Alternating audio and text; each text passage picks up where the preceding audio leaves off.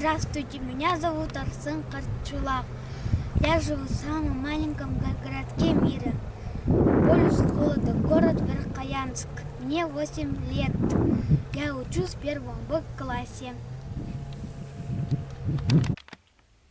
Я люблю читать, хожу в городскую библиотеку. Там очень много книг.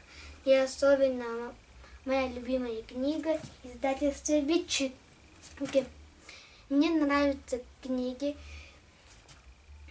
с яркими рисунками, книги, фигурные книги, голосовые книги и сказки. Моя самая любимая сказка «Старуха Берберекен» с 5 коровами, которая появилась в нашем Верхояне и впервые была напечатана в книге революционера Ивана Худякова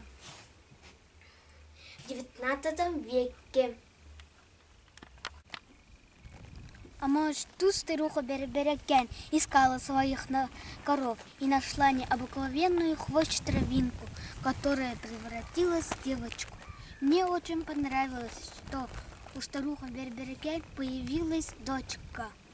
Дедушка Николай Васильевич и бабушка Екатерина Семеновна из этой книги Бичик рассказывали «Старуха Берберекен с 5 коровами». 1970 года издание, а тогда оно называлось Якутское книжное издательство. А потом моя мама из этой книги Бичик 1993 года рассказывала и учила буквам. А когда я научился читать, моей любимой книгой стала книга «Якутские сказки», а потому что я там нашел сказку «Старуха Берберекен с 5 коровами». И здесь очень много сказок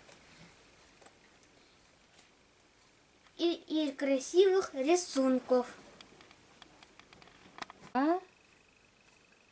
Вот так, из поколения в поколение мы через книги Бичик полюбили читать и узнали многого интересного. Я хочу, чтобы все дети читали книги, а в издательстве Бичик появились много читателей. Всем пока, с вами был Арсен Карчулак. Пока.